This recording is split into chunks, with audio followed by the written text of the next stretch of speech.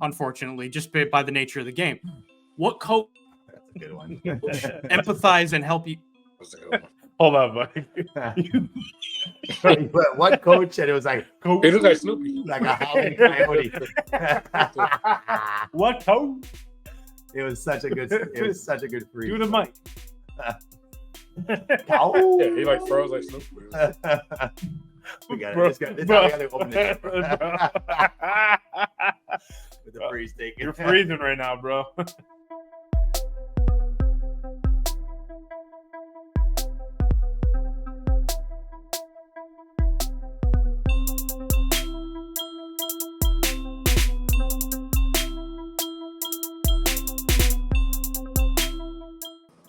Yeah, buddy. We back again for episode 90. Getting closer to that Stump the Squad champion. Are we going to champion Trey? Or are we going to champion Grandpa Jay? I'm very far off, but we'll see. I'm Jonathan Sawyer, and with me is my brother, Grandpa Jay. Yeah, Together, buddy. Mikey, and TreyDay. Fellas, how you doing today? Good, man. Got my Good. brother in the house tonight. Hell yeah. It's Christmas time. As you can see by our background, we're Festivus for the Festivus. Mikey, Show hold us- up a little Mike, hold they your- need to hold fully your see hoodie Hold up. up a little higher. Mike, they need to fully see it. Yeah. What am I doing this week? Just simply chilling with my snowmies. That sweater. And then mine has my wife. My Him. Bubba, And Bubba. of course, and my the knee. Bubster. Bubba in the middle. Or, where am I? Over here. You're over there. Me, that was apparently 150 pounds. Big red in the house.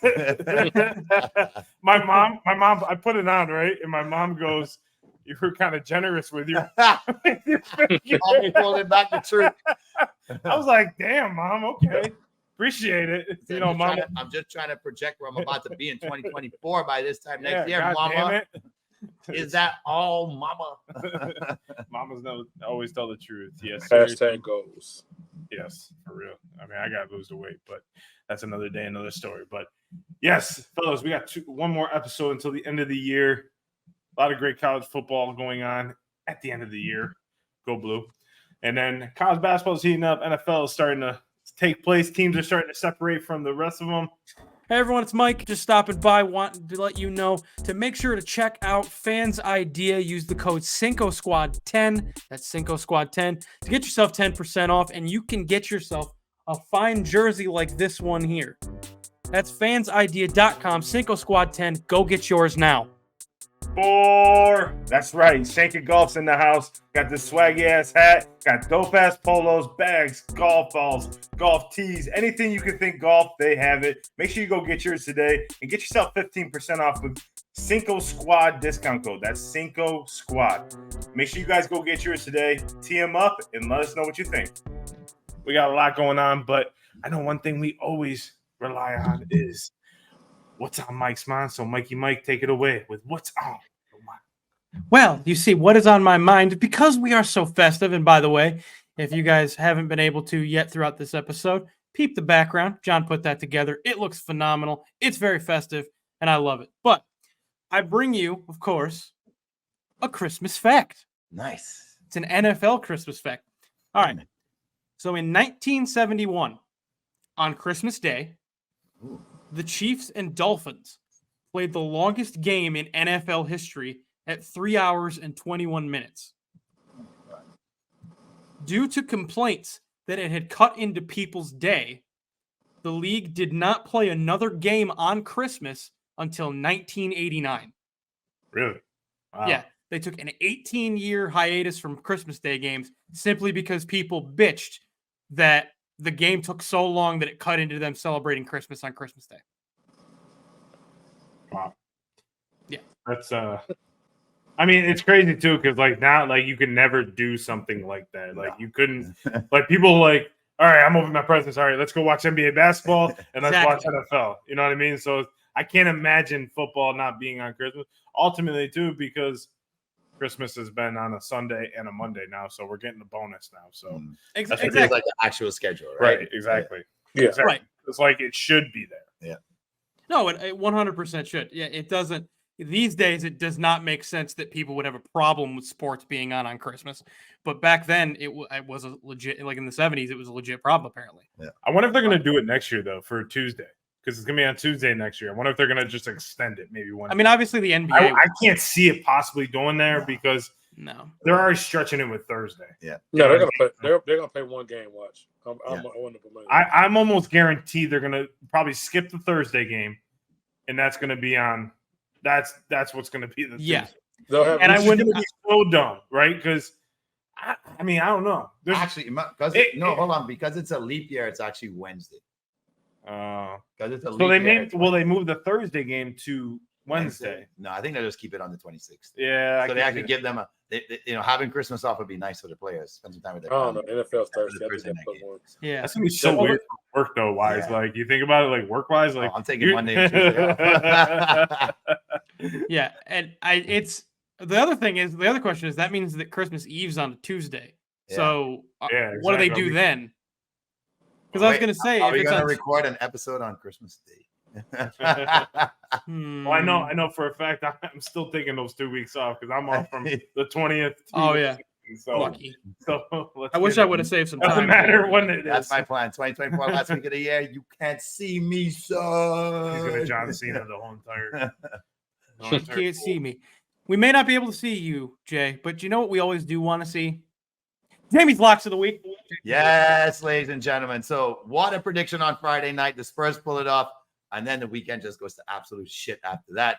I'm going to blame my boys Liverpool for not showing up. They own possession. They should have beaten Man U. Now we're sitting behind Arsenal. Actually, we moved ahead because we had a huge win against West Ham, and then we won't even talk about Saturday. So we had last week 1 and 2, but guess what, guys? I'm ready to put some Christmas moolah in your pocket. So here's what we're doing. We're sticking to a football-only lineup. And I know we diss some of the bowls, but I can't diss the Gasparilla Bowl right here in Tampa with UCF playing Georgia Tech. And those Knights are 5.5-point favorites. And I love that 5.5. This is like a home game for them.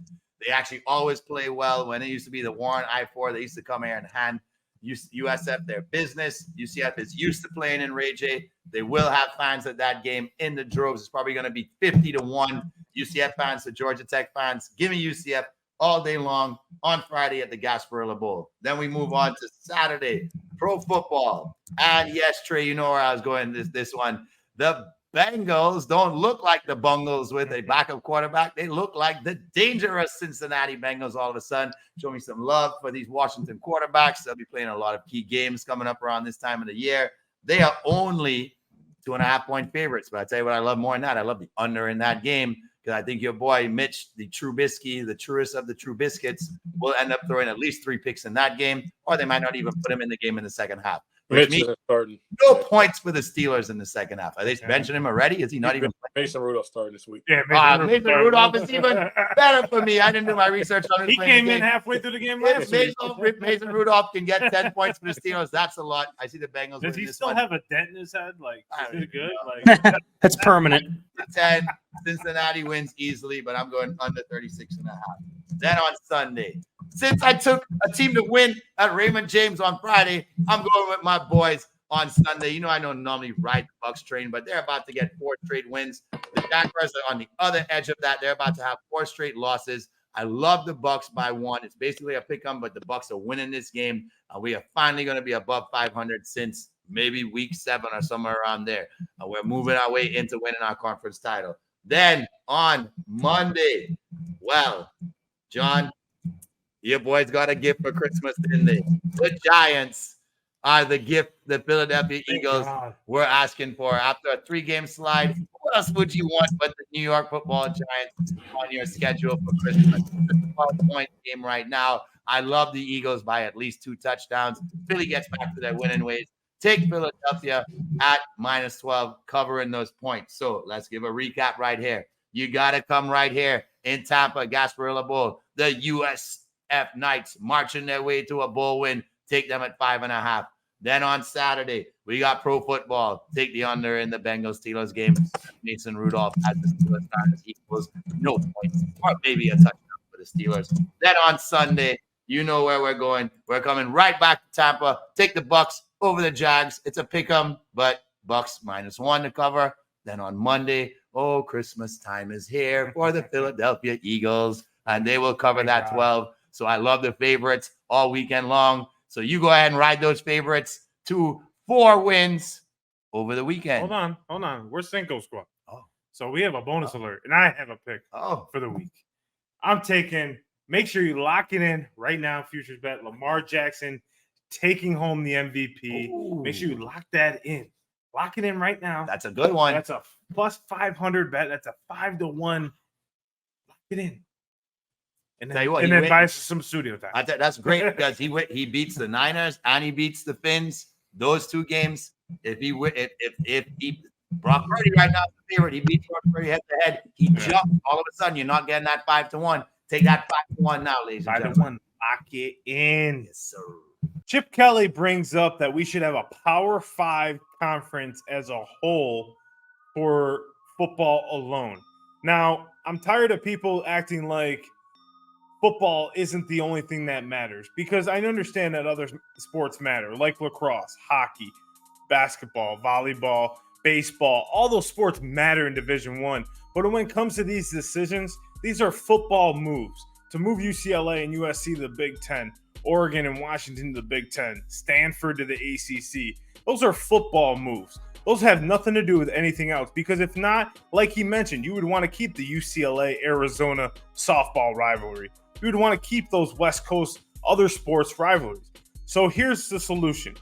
Go to a Power 5 conference, have divisions, and you play each division, sort of like the NFL does, where they have a West and an East, and they play each division each year.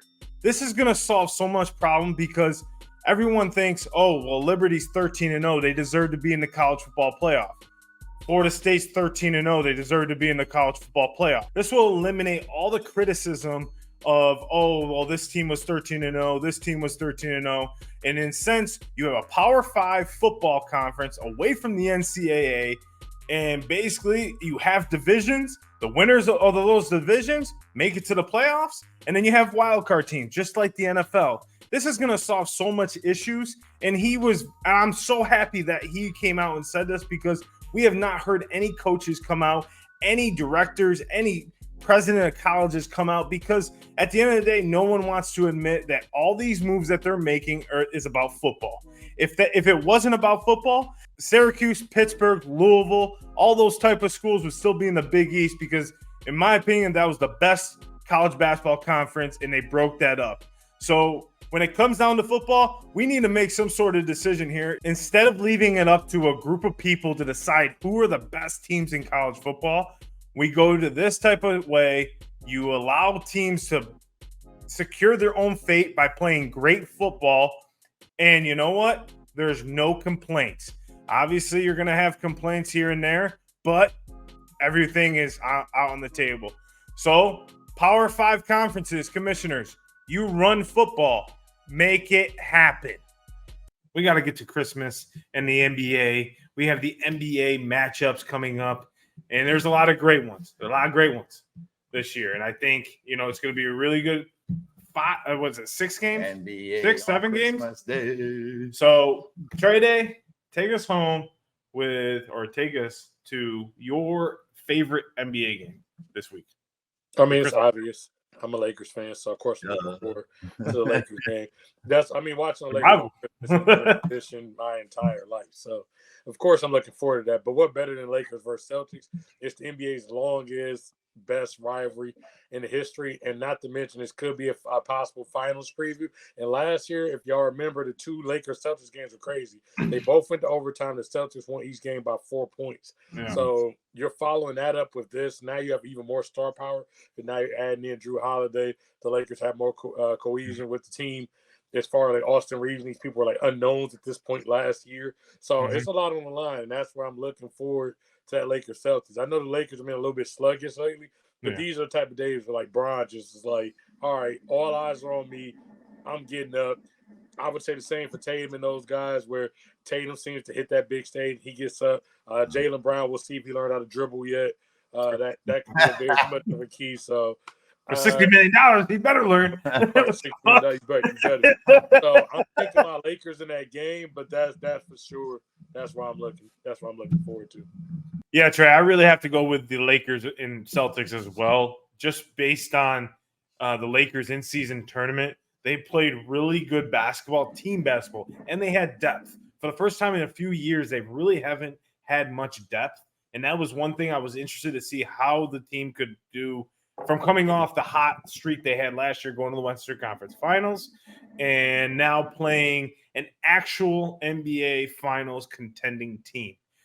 This could really help show what team they have, right? Who they have ultimately with LeBron. LeBron's going to get up for this game. So is AD. You know, you're playing the Celtics. Jason Tatum's going to show up big. Is this in Boston? I think it's in Boston, isn't it? No, LA. No, it's in LA. In LA? Okay. So in LA, you know, you're in the crypto.com arena. Yeah. Here at Staples Center. Staples Center. We're just going to call it Staples Center here at Cinco Squad. But that was one matchup I looked at. All the rest of the ones, I just feel like there's a dominant matchup. Like, right? Like when you look at this 76ers and Heat, the Heat have been playing good basketball, but I think the 76ers are just maybe a 5 to 10 point difference in that game, right? So I think that this could be an NBA Finals matchup that we're looking for. The King versus Celtics, Lakers Celtics rivalry. How can you not like it, Jay? You know, I was kind of intrigued with the Knicks Bucks at first when I looked at that, given that Brunson has actually been going off and seeing whether or not we'd have a resident new Bucks player, Mr. Dame Lillard, step up and try and see what he could do defensively to slow that down. But I'm going with the second game, and here's why. All of a sudden, the Warriors have caught a little bit of a hot streak here, and they look like they're playing better ball. And rightfully so. You get the cancer out the locker room and off the court, and maybe that they realize from now on that indefinite suspension might be keep your ass at home until after the All-Star break. Let's put together some wins, and let's see whether or not we could just wheel and deal you or just freaking suspend him for the whole season and politic for the NBA to set, really set a precedent to say we're not going to deal with this bullshit anymore. But let's get back to the chair of Christmas Day. And I love this Nuggets-Warriors matchup because it's almost like, is this a passing of the torch? If the Nuggets do go ahead and blow out the Warriors on Christmas Day, it kind of feels like maybe the dynasty is over. Maybe even though it's a regular season game, having the stage to play in on Christmas Day, all eyes on you. It is a big stage because everybody's sort of hoping for Steph to still have that magic and that flair. But man, is this Denver team balanced? They're deep. Jokic is still playing at an MVP level. Jamal Murray's back and he's healthy. And that chemistry is unbelievable. He's shooting like just as good as Steph can. So is Denver going to dominate, or are the Warriors going to prove that they have that little bit of push in them? They're trying to push to get over 500 and sneak in there as a top 10 Western Conference team right now. I think the Warriors might actually have a little something up their sleeve come Christmas Day. So I'm excited to see whether they can pull off that road win and surprise everybody, because I know everybody's thinking the Nuggets are going to win big in this. I'm actually thinking the Warriors might have something and win this game. One take on that is that no one's giving the Nuggets a chance. Which is crazy because they almost blew through the entire playoffs last year. They went and they swept the Lakers. I think they swept the second round. And they beat the Lakers 4-1, right, Trey? 4 Was it 4-1? No, 4-1? I'm very sure it's sweep, right? I think Okay. Yeah, I think it was sweep because they won in Staples. Yeah. And then they pretty much swept the Heat. And they proved the dominance of the two players of having Jamal and Jokic on there, not getting into, and we saw kind of the passing of the torch, like you said. Jokic was kind of that bully, like playing Draymond Green ball, where I think now that the Warriors are removing that the cancer in their lineup, that now they're going to propel to the right direction. And maybe Clay starts getting hot. Maybe Steph starts playing Steph's been playing at an MVP level this year as he has to. Maybe Andrew Wiggins finally comes out of a slump and gets going, right? Like the money that he's paying for. So, but I'm so surprised. You NBA gurus right there. Why is people so like down on the Nuggets this year? From what I've been hearing, no one's really high on it. It's always about the Celtics. So about the Bucks. I don't think nobody's not they're I not don't think they're hot. down, but I don't think they're up on them. You know what I mean? No, nobody cares about them because Yeah. this is what happens. They're the Spurs. Nobody cares.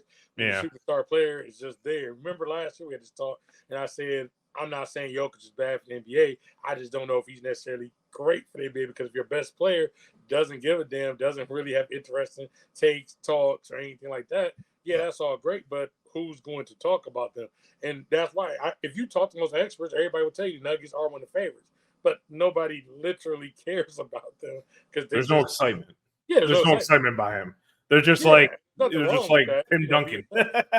Yeah, it's like Duncan and Spurs, which is why the Spurs, as good as they weren't, you respect it. The reason why the truth is Tim Duncan is probably a top 10 all-time player, but when people put their list out, they never put him there because people just forget him because he's like not that many people's favorite player. The Nuggets, like usually you get a bandwagon effect where some team wins a championship, the Cavs go in. Now you got all these Cavs fans all over the country. The Warriors with all these Warriors fans. Nobody jumped up after the Nuggets won and was like, I'm a Nuggets fan now. People were just like, yeah, I'm still a LeBron fan. I'm a Steph fan, whatever, because the Nuggets aren't that team that way. Mikey, speaking of fans, you staying up there in the borough? You taking this New York early noontime game with the Bucks? You taking the Nicky Cutlets? You know, actually, I'm not, Jamie. I actually agree with you. The one that interests me the most is the potential passing of the torch between the Warriors and Nuggets. Honestly, that's very intriguing for me because you have the dominant Western Conference franchise from the last near decade to potentially the next one, as much as like they aren't flashy and people don't care. And I agree because Jokic is such a, we talk about so much, sports is a lot of marketing for these leagues. Yeah. Jokic is such a hard player to market because once you get past big guy that can pass, there's not a whole lot left to him as far as personality or really game, because he really is a Tim Duncan. It's just fundamentals and that's it. There's no pomp, there's no circumstance, there's really no flash. He makes a flashy pass every once in a while to Murray, but it's like, it's not, you know, Bro, you don't like seeing threes hit like this from 40 feet from away? Behind his head? I mean, that's interesting to me. Fucking ridiculous. Yeah. Oh, his shot. It's almost like Amari Stoudemire. Yeah. At least he's not Sean Marion. Oh, Sean Marion. I'm sorry. Yeah. Or Pau Gasol, who literally would wrap his hands around the ball and then like slingshot it. But I give Jokic credit. I mean, sorry, Mike. I didn't mean to cut you off, but like he plays the NBA season, he goes in, and unlike the other players, he's not in the media. He goes back to with Serbia and just enjoys his country, enjoys his whatever he's got, his farm, his horse racing, his horse farm. Yep. Like he enjoys that and just stays out of the American media and just goes out there. Right, it's not like he's not doing anything crazy. Maybe go partying and you see him doing this, and that's about it. But go ahead with the take, Mike. No, well, like literally, that's good for him, and it's cool to see somebody that is so casual about just going to work and isn't, because we've talked about before players that are like annoying in how much they talk and how much they're in the media and how they don't seem to leave the spotlight when it's not even supposed to be on them. It's on other leagues and things like that. Right. But at the same time, from an NBA business perspective, it's not great because our best player isn't putting the league in everyone's mouths every day. Not that, like with ESPN, not that they need it. But anyway, it's interesting, right? Because the Nuggets are like that team that's doing well this year and playing very well and continue to play better and better, seemingly game by game. But nobody's really paying attention to them. Everybody still is paying attention to the Warriors because it's Steph and it's Clay. And the Warriors are better now because I'm sorry, at this point, Draymond has been a cancer. There's a certain point, and I can't pinpoint specifically where, maybe you guys can, where Draymond went from beneficial bully to cancer. When he punched his teammate in the face. Yeah. Well, I mean, that does, that was probably like, and then maybe the kick in the nuts. I don't know how that's being a bully.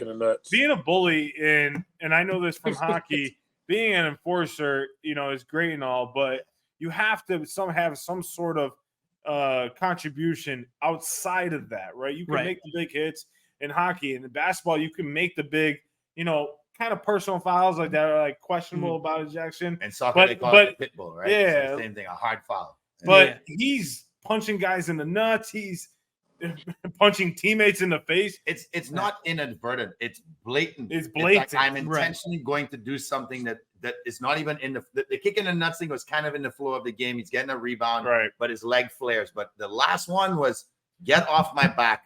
And if you don't, I'm gonna punch you in the face. It's like there's no basketball to that. Yeah. That's just straight. It's like stupid. Steve Kerr said. Yep. He needs to change him. He loves the person as he is, but he needs to change that Draymond. Yeah. So, and we're not going to get into all of the Draymond crap because you know what? He's not really worth it right now. Right. But I agree with it. You know, I hear that. The one team that I really want to see them step up, and this will be the last take on this topic, is the Mavericks.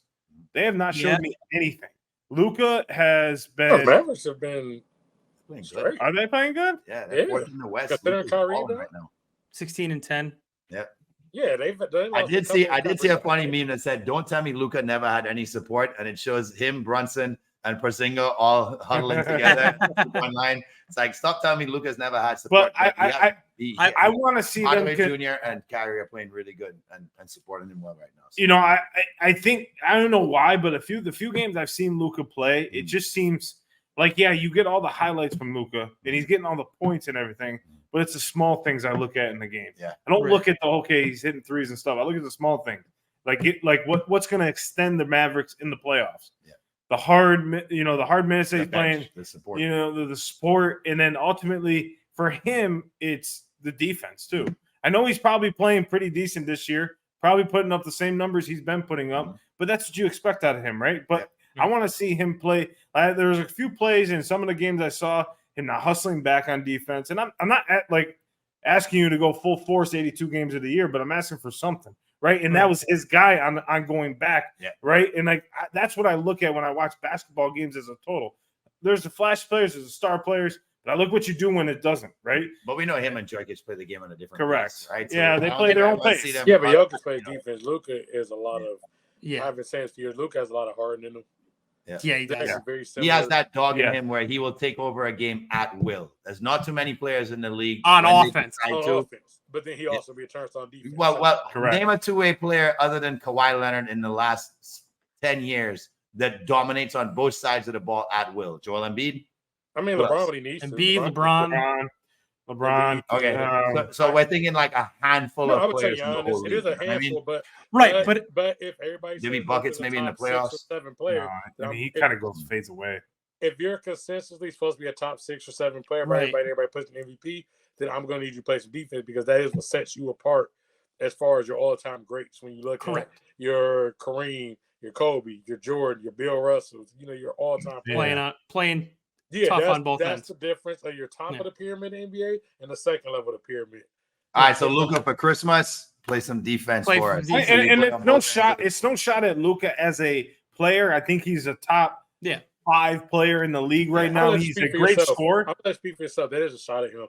I'm going to hold you accountable for that, Luka, because if we're going to keep calling you, and I've been on the Luka train forever, a top 6 or 7 player, then we need you to play on both sides. You have to set the tone and be a leader. So, no, it is a shot.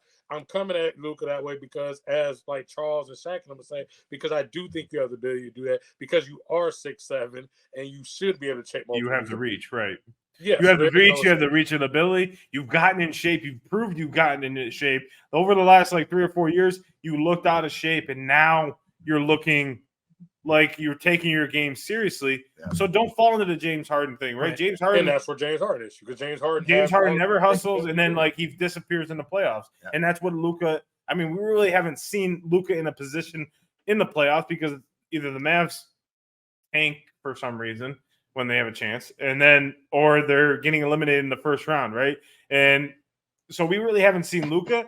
I just would hate to see a player like Luka when they keep putting Luka in the LeBron status. Yeah. And when you put LeBron played, and they're like, oh, LeBron doesn't play. LeBron's been playing defense for 18 years. Mm-hmm. He's taken the last 3 years where game 1 through 40, he's taken some time off. I'm giving him a break a little bit because how many of the highlights have we seen LeBron pinning the ball on the backboard from running from the other side of the court? Yeah. So I mean, that's the winner NBA championship. Right? And So that's where I fault NBA players.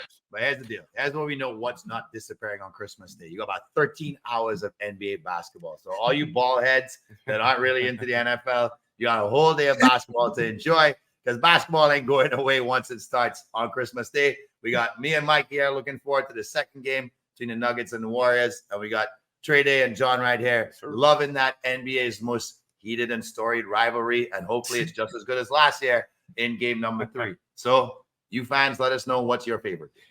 Don't panic. The NFL is about any given Sunday. We've always heard that, and it's always going to apply. This year, we have so many teams where 1 week this team is thought to be the best, and the next week, everybody's like, man, that team is shit.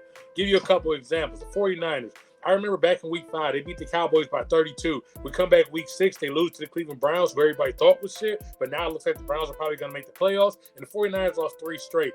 Then the 49ers go out there, beat the hell out the Eagles, and everybody's like, oh shit, the 49ers are good.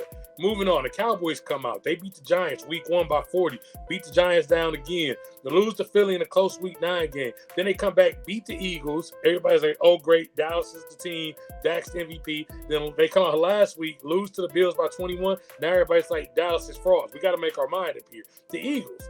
I know it's panic time. I'm watching people like my friend John panic at times and saying, oh shit, the season's going to shit. No, don't panic.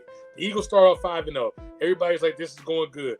Then they go out there, they lose to the Jets without Rodgers. People kind of like, oh shit, let's panic. Then they go out there, beat the Dolphins, who was everybody's darling, and then they come back out here and lay a couple eggs, and now they've lost 3 in a row. But they'll probably get back on track. I keep telling people, don't panic. There's plenty of time in the season to go. What really matters is who's healthy when we get to the playoffs and matchups. That's what always comes down to it.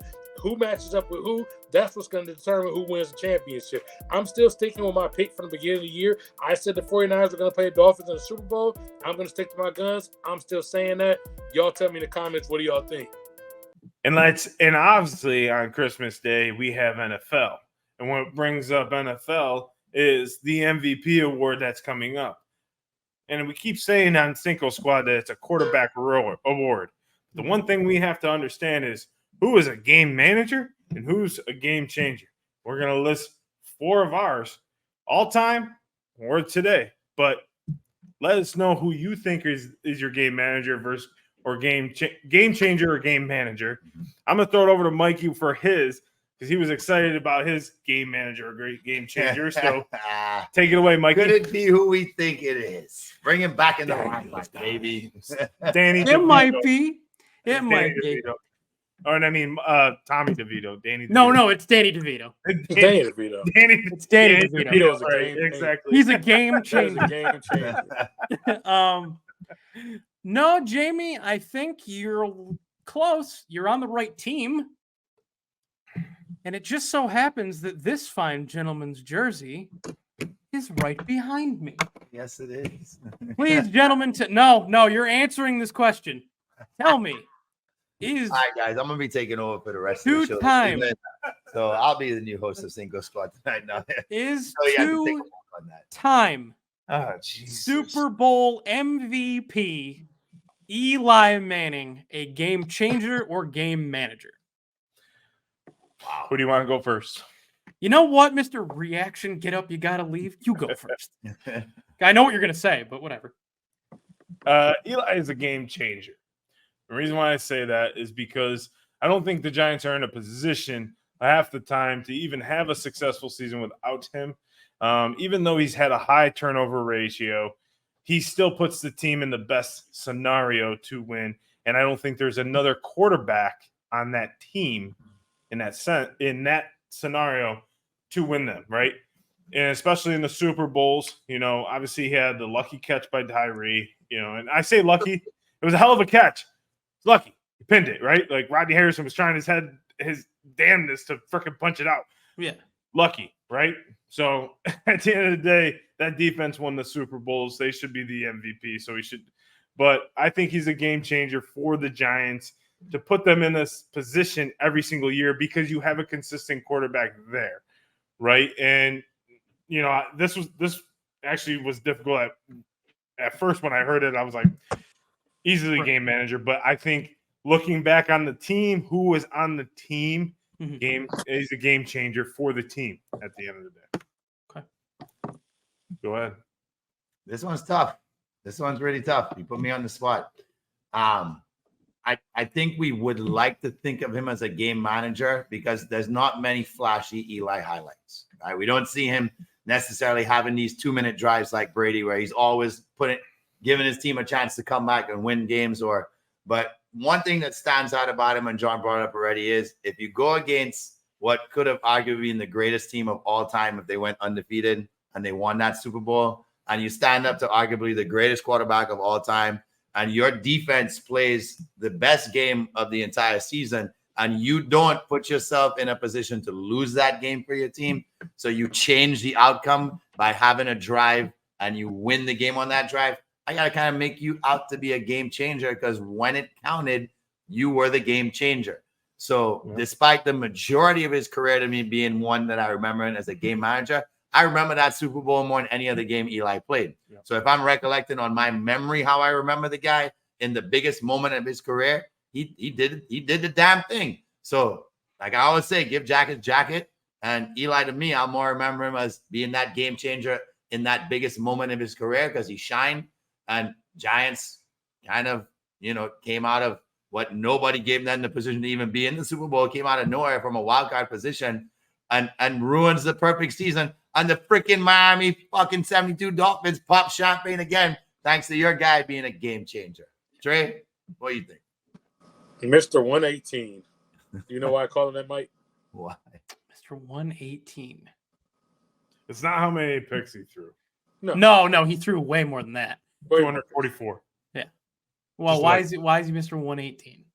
118 wins, 118 losses. Oh yeah, he is kept 500. 50% win percentage in his career. There's no way in hell I'm calling him no more than the game manager. Sorry. I know people are like infatuated and love Eli. At the end of the day, we can sit here and talk about these Super Bowls and you said what play do we remember? We remember the play where some guys' heads get taken off because Eli overthrew the ball and the guy makes the most amazing catch in NFL history. We talk about the Odell Beckham play. That was just so amazing. Why did Odell have to jump out of bounds? Because the ball was overthrown. And Eli had many plays. This is why notice back in the Giants days, Odell used to have these crazy highlights because he was always getting overthrown. So he had to go out here and be a damn ballerina. Very true. At the end of the day, past those 2 seasons, Eli didn't win the playoffs outside of 2 seasons. The man had 2 high runs. I don't know if we're going to get to this maybe, but Joe Flacco had 1. If Joe Flacco, maybe you stay in Baltimore a little bit longer, maybe he gets 2. And maybe y'all do think Joe Flacco's a game. I don't see too much of a difference between Eli and Joe Flacco. In the same draft, and I always will say this, if Phillip Rivers would switch with Eli, I do believe the Giants would have had more Super Bowls. Because that, to me, is a game. Yes, I do believe that truly. Phillip Rivers is a better pure passer than Eli. Yes, he is. Wacko. He made better decisions. Can I draw in your box down? Yeah, if you want to jump in. Yes, at the end of the day, I mean, and even with these wonderful Super Bowls, Eli had an amazing 3 touchdowns in 2 Super Bowl games total. But I keep hearing about these amazing Super Bowls he played. When we all on this podcast have all admitted that he wasn't even the best player on his team or deserved either of those MVPs. Yeah, but you know what? Guess what he did at the end? He signed off on it. He signed off. He left the game. He said Super Bowl champion. That's what he signed off on. With 2 MVPs. Well, so did what's his face from Baltimore, right? Once again, Nick Foles. Gotta cut you there, John. This is important. Nick Foles, game changer right there, then, because Nick Foles has damn near as many yards in his 1 Super Bowl as Eli had in his 2. I don't see he didn't win 2. Nick Foles in that way, huh? He didn't win 2. Man, but he did as much in 1 game as that man did in 2. Did he not beat the best quarterback of all time? Not once. No, he didn't. No, and I'm tired of people keep saying that. A quarterback cannot beat another quarterback. A quarterback beats the defense. The quarterback does not play defense. And I'm getting sick and tired of people keep saying that, oh, it's Eli Manning versus Tom Brady. No, it's not. It's Eli Manning versus Rodney Harrison. It's Eli Manning versus whoever else, Ty Law. That's who he's playing. That's who he's playing against. Not Tom Brady. Tom Brady's playing against your defense. And yes, your defense did a fantastic job. But stop giving Eli the credit that I'm changing my goddamn answer. He's a game manager because goddamn it, I'm so tired of people continuing to this day. It's Joe Burrow versus Patrick Mahomes. No, it's Joe Burrow versus the defense, Patrick Mahomes versus their defense. They don't play each other. It's not like Tom Brady sitting in safety position out there ready to go like, hey, got you. So good. We would have gotten a lot more touchdowns. So Tatum isn't guarding LeBron on Christmas Day. It's Tatum versus the Lakers defense and LeBron versus the Celtics. Correct. Whoever he's playing. If Tatum's not, that's different though. That's an inverse analogy. Completely different though. You're not I'm messing with you because they play on both sides of the ball. I just get so tired of hearing that. I just get tired of hearing that because the quarterbacks can never play against each other. So I get they play against. I get tired, goddammit, because Chris Collinsworth and fucking Troy Aikman will always say, "Oh, we have a great quarterback matchup this week." Chris Collinsworth. No, Chris Collinsworth. Here we go. I gotta hear. I hope Dak does not play on Monday or Sunday Night Football in the playoffs because if I gotta hear Chris Collinsworth do a 10-minute spiel coming to Tampa again. Do a 10-minute spiel on fucking here we go. Like, hey, Mike, before you go, I have one more other question to ask you. In how many seasons, when we were naming who we thought were the currently top 5 quarterbacks in the league, did we think Eli Manning was a top 5 quarterback? Never. Coming off that Pats win, not even that.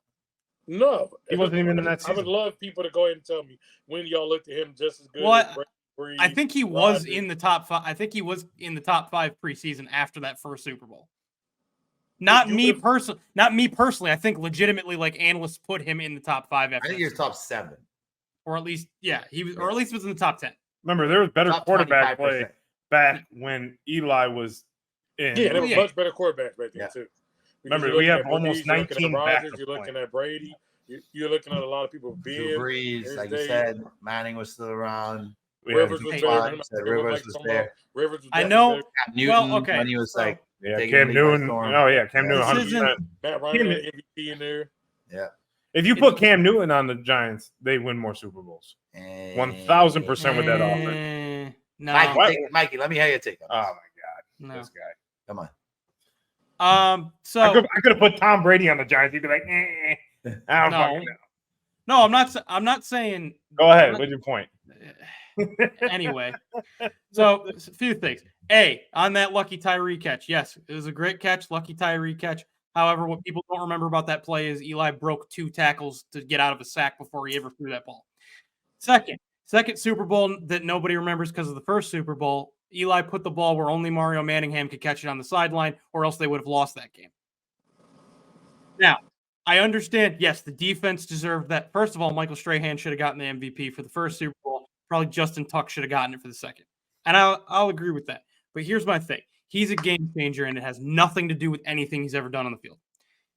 It's because, by all accounts, from everything I have ever heard written or said by any of the teammates that he's had on the Giants, he was a game changer in the locker room and on the sideline in the sense of his ability. I mean, I believe he still has the NFL Ironman streak for most consecutive starts, despite having abysmal offensive lines for most of his career. It was the fact that Antrell Rolls said this, and it's been kind of corroborated by a bunch of the guys that's played with him. The fact that Eli was getting beat up so bad, and we knew it, and was still going out on the field with broken ribs, hurt shoulders, broken fingers, like everything that he was dealing with, and some of the things we don't know that he was dealing with. I'm sure there's injuries we didn't know about. Antrell Roll said, inspired the rest of the team to keep playing. Like, well, shit, if Eli can go out there with his not running, unmobile, not athletic ass, then we can go out there and keep winning games. We can keep playing hard. So for me, and maybe it's partially that I have a soft spot for the guy. I mean, that's because you have a soft spot. Because what you're speaking to is heart. Phillip Rivers played with a torn ACL, but you just looked at me and just told me Phillip Rivers, he played a game with a torn ACL. I didn't call the man Jay Cutler and say he just went out there and said, I don't give a fuck. I mean, NFC championship or some shit. I never questioned Eli's heart. You don't go become the NFL's Iron Man because you don't have heart. I'm just saying, give me examples outside of 2 games, because anybody else you put as a game manager, we're going to have a discussion. We're going to talk about more than 2 games. You gave me 2 examples of 2 passes in 2 games. That's all y'all got. Everybody wants to tell me it's a Giants fan. Always comes back to 2 games as if this man, I just told you, played 118 wins, 118 losses. The man's career is longer than 2 games. He played too many goddamn games for us to have 2 moments. I get what you're saying. I get what you're saying, Mike. Like those are important games, right? Like Super Bowl wins, but Super Bowl wins don't define a career. Don't say, "Oh, you're in the Hall of Fame." In my opinion, it doesn't put you in the Hall of Fame because you can sit there and say, "Okay, well, Trent Dilfer deserves to be in the Hall of Fame, right?" Trent Dilfer did what he could. He went in the game and basically managed it, right, and won them a Super Bowl. Made sure not to make mistakes for that Ravens defense, and the Ravens defense would always come up with a turnover. I mean, sorry, but they ended up being the Giants. But that's why I give the Nick Foles example because Nick Foles played a great game and didn't manage it. So if we're gonna basically just start basing people off of one game, then I mean, I guess great. Then I guess he is. He's 2-0 against Brady. Then maybe he's the best quarterback of all time. I don't know. Phil Simms.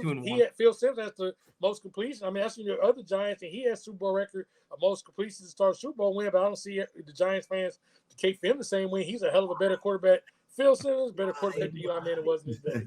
But I just don't see the defense in the same way. Phil. Well, no, I'm not saying that he inspired the team just in those 2 Super Bowls. I'm saying they say pretty much every game that they ever won or came back in. So what I'm saying is that the off the field thing is they had terrible starts to seasons and terrible ends to seasons in which, I mean, shit, they lost to the Patriots in the last game of the regular season, the year they beat them undefeated in the Super Bowl. So what I'm saying is like, not only, yes, the 2 Super Bowls, and those are the 2 major games of his career, but it's not the only time that he went to the playoffs, and he's not the only time they had a winning record. So what I'm saying is that how many playoff wins did he get outside of those 2 Super Bowl wins? Probably 2 other wins, maybe. Well, I mean, that would be 6 total right there, right? I mean, 3. I mean, I'm saying because they were you said playoff wins or Super Bowl. I'm sorry. No, I'm saying playoff wins outside of the 2 Super Bowl runs. Okay, so that's 6, and then I think 7 or 8. Probably you looking it up, fact checking it. I mean, I feel like Trey has it, but no, I'm looking up. I was already asking because I was pretty sure. But hey, Eli, we still love you. We love what you're doing with your brother on Monday Night Football. If you want to come on the show, we'll take you anytime. I love your dry humor. I love dry humor. That's my favorite. Oh, Eli's the best. No, he has 8 total. Yeah. 8 total. Yeah. So he's 6 in 2 seasons, and then 2 outside of that. Yeah. Correct. So he's not. He's probably has. I mean, we got to look at ultimately, is he better than? But weren't they a wild card team both years they won? Yeah, they walk out. Yes, they were. They played all 4. Is that 4? Is that 4? That's 4 and 4. Oh, okay. I thought you count the Super Bowl as a playoff game. Yeah, you do. Yeah, and that's why I was like, I was pretty sure that I wanted to go fact check it because he's never won. Yeah, they didn't win. They didn't win the division. I don't think they won the division either year. No, the Eagles. Yeah, they were. I think the Eagles won one year, and then the Cowboys won one year. No, I think Washington won the second one. Second time. Yeah, they did in 2011. Yep. Oh yeah. Okay, right, because we had that odd year that they won. Yeah, we don't ever had repeat winners and stuff. No, that wasn't RG3 yet. No, okay. I remember. But it was crazy, but they won. Call it a soft spot, but that's why I feel like he's a game changer. But all right, TreyDay, who's your game? Who's your player? Jared Goff. Oh, that's a good one. Can I go first? Yep. I think he's a game changer. And the reason why I'm saying that is because he got drafted by the Rams, takes them to the Super Bowl, and then ultimately gets There's nothing in that game, though. There's nothing. No one did anything in that game. It was a defensive battle. Nothing at halftime. Yeah, right. Exactly. Yeah. So it was a defensive battle. Yeah. But when I'm looking at Jared Goff, I think he's a game changer because I think we're so critical in quarterbacks, and I get it because you draft him so high. But he was also 3 years into the league, I think, at that point when he went to the Super Bowl. That's very young, right? And especially as the league is pushing the quarterback so hard right now, we're so critical that he never really got time to learn. And he had a couple seasons, then they traded him to Detroit. Immediately made Detroit, obviously, the next year, like we didn't know until after that. But looking at him now, I'm looking at him as a game changer because I don't think Detroit's in the position because I'm watching some of his games. I'm like, damn, that's the Jared Goff I've been waiting to see, right? That's the one I've been waiting. He's from UCLA, right? No, that was Cal. That's right. I forget who UCLA. Josh Rosen. Yeah. Josh Rosen. That's the Jared Goff I've been waiting to see, right? And He's making split decisions. He's making quick decisions. He's making checks at the line. What do I always say? I always like a quarterback that can check at the line, read a good defense. He's reading the defense. He's calling plays. Dan Campbell's empowering him to make plays on his own and say, hey, you're our guy. And I feel like for he was in LA, it was or St. Louis, I think it was the start of it. No, he was LA the whole time. So yeah. in LA, I feel like he was always kind of like under the gun, like we got to win now. And I get it because you put the team around you and you expect him to do that. But I also expect a lot of these quarterbacks to have a learning curve in the NFL. And I think he got that with LA, but was not given the opportunity as well. So I think right now, if I have to look at Jared Goff, he's a game changer because I don't think the Lions are in a position without him with some of the plays that he's making. Burpee J. All good points. Yeah, I'm just burping up this bear Great right now. Burpee J. Straight out of my belly right Fucking now. killing me over. Also, the pickled onions from earlier this day that I ate Fucking for hey, lunch. So. bro. I'm going back to Miami. No pickled onions on Christmas Day for this guy. Trying to watch the games in peace. All right, so I think Jared Goff is who are we looking at? Are we looking at the Rams, Jared Goff? Or are we looking at Detroit? No, just him in general. Right? Just in So- general. No, but I mean, like it seems Oh, to you're me saying he's right had away. 2 careers. You know what I mean? I think hands down, McVay decided to create a manager type of player to say you can't lose these games for us. Yes. Our defense is good enough to keep us in the Correct. games. Don't do anything outside of the script. So I don't think he had the green light to feel like he couldn't make mistakes. I think he played too much within himself, meaning he never had a let go game. I think he had 1 or 2 games as a Ram. Remember that wild game against the Chiefs? There was that game. Football game. Yeah, and I think there was another game where like we saw the potential of Jared Goff come out. Under that, I think Sean put him on a leash and said, "You ain't coming off this leash." So I think we got cheated out knowing what he could have been as a Ram.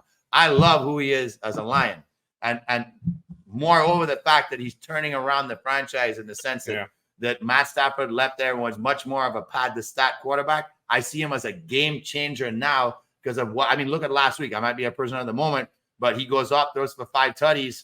And you know, they completely squashed my pick of the week. One of my locks was Denver covering +4. Well, Jared Goff and the Lions decided we're about to just make Mr. Grandpa J over there seem like a real idiot. You're going to get an email Making from against us. Jared Goff was like, "Hey, bro, I ain't the Jared Goff that played in LA." And I'm like, "You're damn right you ain't. You a different guy now." So I see him as that game changer now because if the Lions put the ball in his hand, it's a different game. He can change the outcome of a game single-handedly. Obviously, when you have 4 or 5 great weapons around you, you could do great things. And I think he understands now that to win, not just to get to the playoffs, to win in the playoffs, he has to be a game changer. And I think he's evolved into that player. So now this Jared Goff is a game changer to me. He heard you. You're going to email from Dan Campbell. Hey, go on your show and talk shit about Jared Goff. He's like, "Don't talk nice about my quarterback. Dude. Keep talking shit." Keep talking shit. Mike, what do you think? Yeah, I'm in agreement. If we were looking at Rams, Jared Goff, he's 100% a game manager. Did enough to keep them in games and to not have them lose games. But Lions, Jared Goff. So now Jared Goff is a game changer. And Dan Campbell, perfect head coach for him. To unlock what he could be in the sense of, and this is why I love Dan Campbell as a coach. And I would love him to be the Giants coach. Because he just goes out there with anybody on the field and goes, just go play.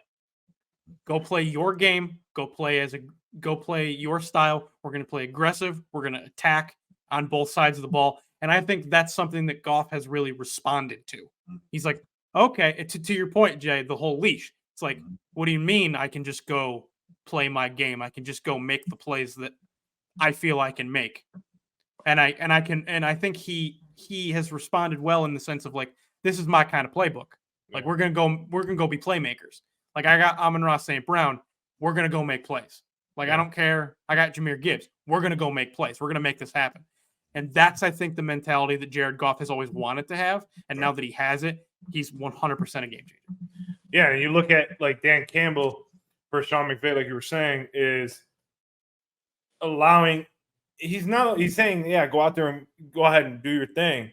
He's also chewing him out sometimes too. I've seen sometimes where he's chewing him out, but the problem is it's the faith, right? After that chew, it's like a parent telling him like, "Hey, you gotta do this, that." And it's like he understands, like, "Yep, okay, coach, got you."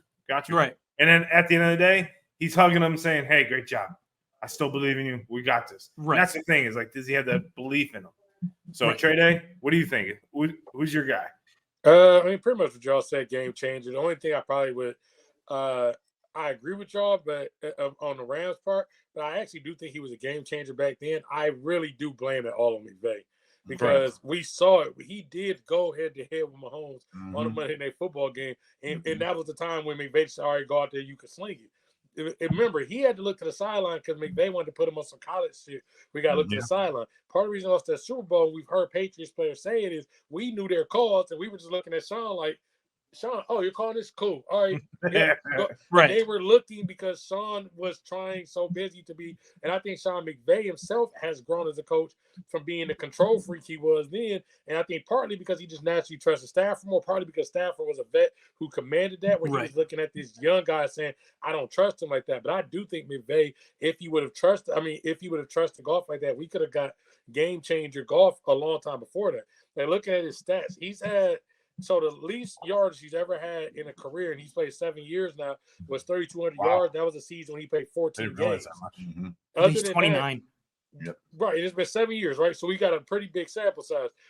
He's thrown for 3,800 yards in 6 of those 7 seasons. Like I said, the one season he only played 14 games. He's had multiple 4,000-yard games, 2 of which were with the Rams. So it's not like he wasn't throwing. It's the fact that once he would start doing it, then McVay would reel him back in and be like, oh, you threw an interception. Instead, when Campbell throws an interception, Campbell cusses him out, slaps him on the ass, and says, go do it again. And then you know what he does next play? They go out there and they say, all right, you can throw the ball. But you know what, too, though? You have to remember, too, Todd Gurley was the center of that offense for a long time. So it's like, give Gurley the ball. Remember, he was like 28 to 30 attempts a game. Yeah. So that takes a lot away from Goff's potential to be the guy, because it's like, bro, you better just give Gurley the damn ball. Game plan. Give Gurley the ball. But I think there's a difference, too, right? Yeah. McVay, I think Campbell intimidates the GM. He hired someone and he's like, fuck, I can't fire this guy. Like, I can't. Like, wait, Detroit, what do you mean I'm fired, motherfucker? Like, I think McVay was also scared, but I also think that's the mentality too. Was McVay was scared of his job. He was also a 32-year-old head coach. Yeah, no one gave him a chance, and then he goes to the Super Bowl and then has that performance, and then they're like, McVay was the one that vouched for Goff, and now McVay's looking like he has egg on his face. Yeah. But it's like you went to the Super Bowl. Yeah. And you played a great game. He lost to Bill Belichick and got outcoached by Bill Belichick, as many other coaches have been done throughout these years. So. Well, correct. So to the point of trusting Stafford more and commanding that respect, you look at it like this. Yeah, McVay's a 32-year-old head coach, gets a 22-year-old quarterback. You get Stafford, he's a 35-year-old head coach. Yeah. That now has a that has a quarterback that's his age. Yeah, right. So it's like, I got into the league when you were still finding your way out of, college. Yeah. So don't tell me, as Matt Stafford, don't tell me what I need to do to win in this league. I've been winning in this league longer than you've been a graduate, like since you were a graduate assistant. Yeah. So I don't think it was so much that. I think it was also that team was stacked too. If you think about it, they had Odell Beckham, they had Robert Woods, they had Cooper Kupp, they had the best defensive player. I mean, they had them there in with LA. And but I mean, you could have put any quarterback in that position with that receiving core. And I mean, the game with Odell. I mean, Odell should have been MVP of that Super Bowl. Yeah. Because he went off before he tore his ACL. He probably would have been, but Kupp did deserve it. Kupp went off after, but who knows what Odell would have done after? You know what I mean? But like that's what I'm trying to like. Right, exactly. I see him. I'm like, damn. Like, I don't know. When I'm looking at it. So, go next. Yeah, I'll go next. So mine's kind of tough. I was thinking about this. I was going back and forth with this guy, and it's Jacksonville Jaguars quarterback, second year, Trevor Lawrence. And I was going back and forth with this. I couldn't feel like I'm still trying to decide what I think, but I want to hear what Mike has to say. Is he a game changer or a game manager? That is a tough one. Third year. 30. So it is a tough one because we just talked about Jared Goff, who we looked at as a pretty surefire game manager in his third year. So where do we stand on that as far as like, okay, they're both number 1 overall picks. So it's a decent comparison. I would say he's a game changer for both good and bad reasons. He has such an influence on the way because he's automatically the guy. Like to your guys' point with the Goff thing, Gurley was the guy. Goff wasn't the guy with LA. Lawrence, since the day he got drafted, has been the guy in Jacksonville. So in both good and bad ways, he can change their game because he is the offense. Right. He's got weapons, yes. And they got ETN specifically to make sure that he had his weapon. But at the same time, it really still runs as good as ETN has been in both the pass and run game. It still goes through Lawrence. So his successful play can change the game for them in positive ways, or his struggles can change the game for them in negative ways. They can win or lose based on how Trevor Lawrence plays. So in that way, he is absolutely a game changer to me. What do you think? This one's tough because this year has kind of opened my eyes to the fact is whether he's taken on that identity. Yeah. Because when you come back from 30 points down in the playoffs, correct, and then go ahead and win another, and then go on to play Kansas City and play them fairly tough for 3 quarters, but should have won the game out, right? I mean, Kansas City's defense did their thing. I think we should have made note of that from last year in the playoffs instead of waiting this year to figure out they have a good defense. But going back to Trevor, I think Trevor's done a great job at. I mean, look, he's kind of like Eli in the sense too. This might be the first game he ever misses as a pro if he doesn't pass concussion protocol this week. So he's done an excellent job of keeping himself healthy to be that impact guy, like you said, right, Mikey? You got to play the games to be the game changer for your team. But what have we seen from Jacksonville since he's been their starting quarterback? They've come out of the dungeon, right? Jacksonville is no longer the joke of the league. I mean, you got pundits of the NFL going, Duval County, and then with the fans like cheering this on because they wanted to see this franchise succeed. And ever since he's taken over, we've seen that. He's created a winning mentality for anybody who becomes a Jag. And for the fans to get excited about Jaguars football, that's a big deal. They had the Mark Brunell era in the mid-'90s where they had early success. And they almost make that Super Bowl push. And they're right there in a conference championship game to do it. And then all of a sudden, you have Byron come in and you're kind of in the mix, but you're never really a namesake that's like, hey, this team might have a chance to play to go to the Super Bowl. And it's because of Trevor Lawrence and great coaching. I got to give you guys, give Jack, Doug Peterson thing down there. Got fired. Really, right, making this young kid not feel so under pressure that you're the guy, you have to do it now. I think his coaching style is excellent for him. So I think they're a great team. So you don't discredit what Doug P has done for him. Right. But come on, man, the guy's changed Jacksonville from the joke of the NFL, and that's allowed them to make some great draft picks. And going out and getting your boy Ingram has been great for him because now he has another option and another weapon that's been fantastic this season. So I love what the kid's doing. I think wholeheartedly he's a game changer. Okay. Honestly, this is his second year. I know you said it's his third, but it's his second year. It's second year because the first one was with Urban, Because Urban Meyer, I'm not even going to fault him for that. That literally he in the part of where he's a game changer because you see when he got a competent NFL coach in there when he looks like the Urban Meyer I won't count. So really, he's basically in his second year at this point. And like Jay said, they were and had been for years the bottom. They have been the basement. Now Jacksonville's a team we actually take seriously. People actually say, "Oh, okay, they could actually win a playoff game or two. They could actually make the playoffs. Even they could be contenders to even win a division," which is something we not too long ago looked at them and said, "We don't even know if this team can even contend to get 6 games." I mean, they did have the fluke year, right? And then it all went wrong after the fluke year. Yeah, the one Saxon. The one fluke year with Blake Bortles and others. Jacksonville have been basically a joke since Mark Brunell back in the late 90s. So, yeah, he's changed the whole culture of Jacksonville. And, I mean, look, Ridley hadn't played in a couple years. He's looked solid. Ingram looked like shit up in New York. He looks like a real actual tight end now. Him and ETN, you kind of figured that was going to work just because. I mean, Mike, why are you getting upset? You guys didn't utilize them. Yes, we did. Utilize DJ. Yes, we did. Waller. We did. Well, I don't know towards the end of the season when your season was nothing. Like no. I'm telling you, Ingram, we did. He dropped almost all the passes that got thrown to him. Yeah, Trust that's me. what I was trying to say. Trevor maybe throws a softer ball, and maybe that helps keep his hands. But also, that is game changer shit if you really want to keep it a buck with that, because you do gotta realize, okay, I can throw a bullet at this guy, I can loft to this guy. This is where this guy likes to catch it. This guy likes to catch it. He made Christian Kirk a legit number 1, even though they call him a 2. Kirk looked like a 1 laughed last at that season. Christian Kirk contract. Everybody was like, I can't believe they played Christian Kirk at first when he first was coming there, and then now everybody's like, oh, that's not a bad contract. So like everything about what's happening in Jacksonville since he showed up, he's a game changer. Right now, I think he's a game manager. The way he's playing this season, he's managing games. He's not changing the games. He's doing what he can to get out of the games and managing the games this year. Last year, he was a game changer, but I also think he managed a lot of the games. He's managing a lot more games than he's changing them, right? He's not turning the ball over, which is key, right? As a quarterback, we always say this as a backup.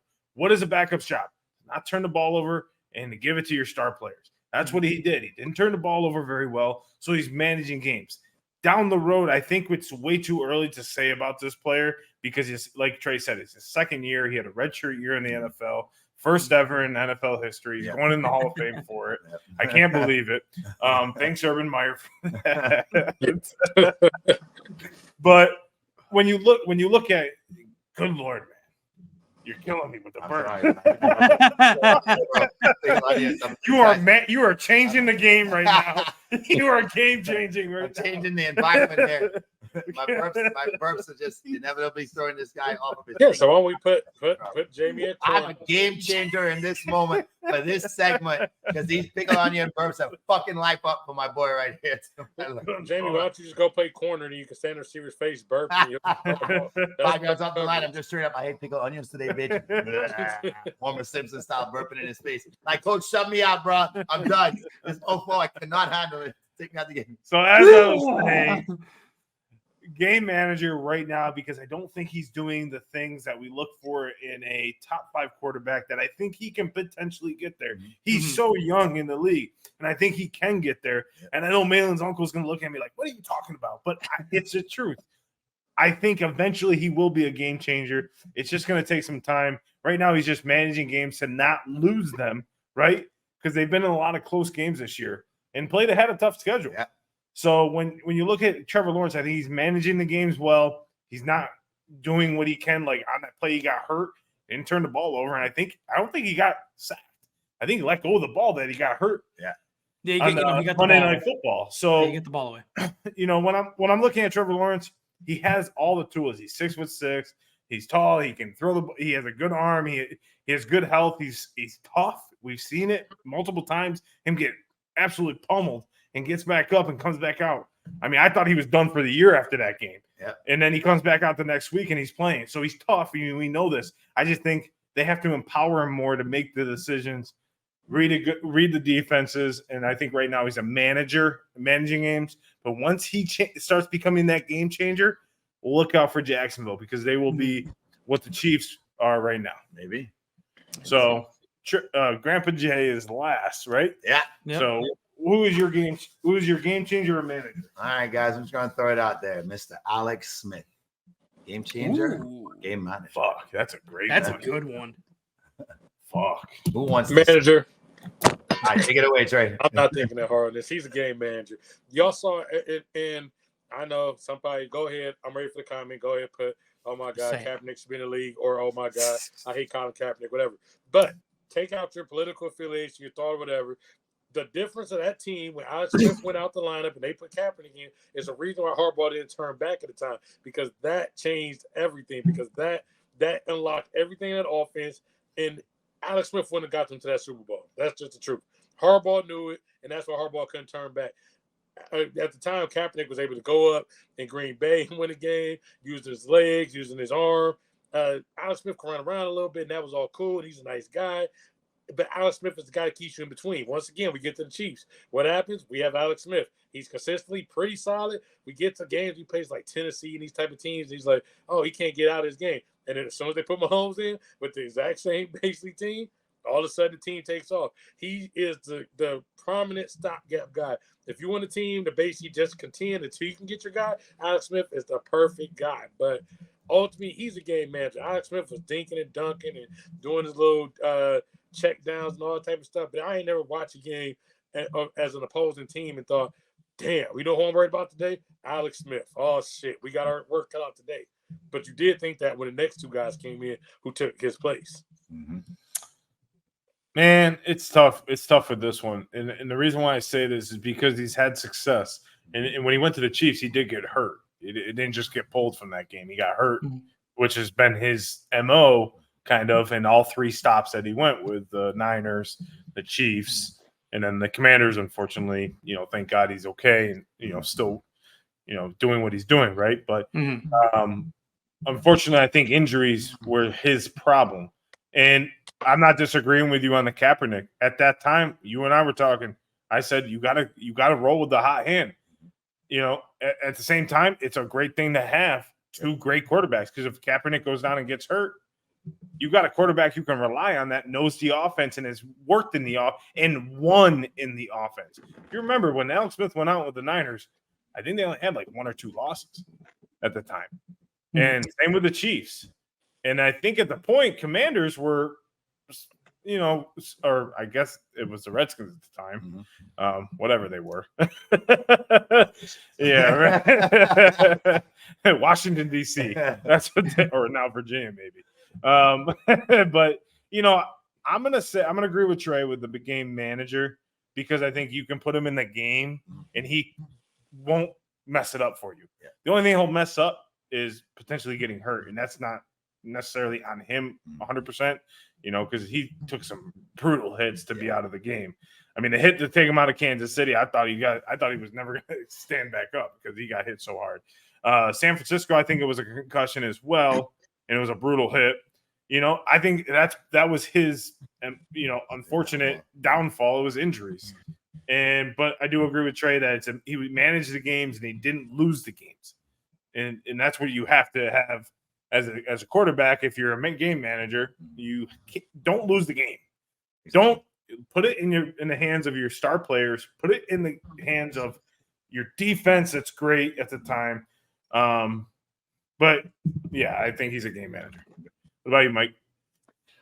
Yeah, unfortunately, for him, because I love Alex Smith as a quarterback. I always loved watching him play, and especially after the whole thing with Washington, I felt like that was a crazy story that I still can't believe was true. And I'm very glad that he's okay and that his everything turned out all right for him.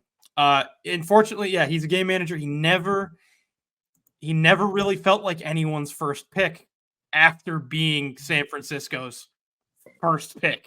Right. First pick. But even then, it was like, okay, so I look at that, even that shortly after that 05 draft, it still talks of, yeah, but this Rodgers kid might be the best quarterback in this draft class, even though Smith was the number 1 overall pick. Right. Because he was more polished at the time than Rodgers was. So, and then, yeah, he goes through San Francisco, and San Francisco finally gets good with him at quarterback. He gets hurt. Kaepernick steps in. That, like you said, that offense unlocks. Okay, off to Kansas City. All right, cool. Kansas City, Andy Reid, he knows how to use a veteran quarterback. Yeah, but they just drafted this Mahomes guy, and he's supposed to be pretty good. Doesn't take very long until they turn the keys of the offense over to Mahomes, unlocks that offense. Now he goes to Washington. Well, by now, Smith's been in the league since 2005. So he's an older Alex Smith. He's doing what he can, and he's definitely a game manager at that point just because of injury, like you said, John, injuries, physical limitations at that point. They turned the keys of the offense over to Taylor Heineke. Heineke, while not comparable to the way Kaepernick played and certainly not the way Mahomes played, still 3,500 yards and 20 touchdowns as their starter on a not very good Washington team. And they get to the playoffs. Yeah. So all 3 teams got to the playoffs the year he got hurt. Right, exactly. And, when you look at him, if you're going to talk about a teammate, he's a game changer. Because 100, yeah. Kaepernick, Mahomes, Heineke, all said when they went into the game, he was right there with them each time. And Mahomes says, I credit Alex Smith to a lot of my knowledge and how to learn the game. Right. So if you want to talk about a teammate, he's a game changer because I think he helps them learn the game as a young quarterback to try to propel and be a great teammate. So at that point, You know what I think Alex Smith could do if he really wanted to, as far as being a game changer? I think he'd be a game-changing offensive coordinator or head coach with his knowledge of the game and his experiences and his ability to relate the players through those injuries. Like, you normally see every player gets a bad injury at some point in their NFL career. What better player to be able to empathize and relate to these players when they have these tough injuries than a guy who's, unfortunately for him, had tough injuries pretty much every stop he's been in, including, again, that last one in Washington, which was life-threatening. So I just feel like the next step for Alex Smith, if he so chooses, I know based on that E60 that talked about that injury and everything that happened after, he really is enjoying time with his family, and that's awesome. And if that's what he wants to do, more power to him. But if he wants to get back into football, I think Alex Smith would be a phenomenal coach. Quarterback. Quarterback coach into offensive coordinator into head coach if that's where it ends up. But I think he could help. Even quarterback coach. Yeah, I think he could help an NFL team in so many different ways. So but at this point for his playing career, game manager, the way it worked out. All right, take us home here. Yeah, I mean, you guys brought up the great points. I was just going to touch on how much of a great teammate he was off the field, where he's a game changer in that aspect. But look, the guy played for 16 seasons, career record 100 wins, 73 losses, and a tie. That's a great career. You know, as far as I'm concerned, you have 27 more wins than losses. Many of his teams competed to be in the playoffs. I'm not sure there were many years where his teams weren't competing to play in the playoffs because he understood I only have to do this much in order for us to win the game. Right. So I think sometimes we label guys as game managers and we demean their impact.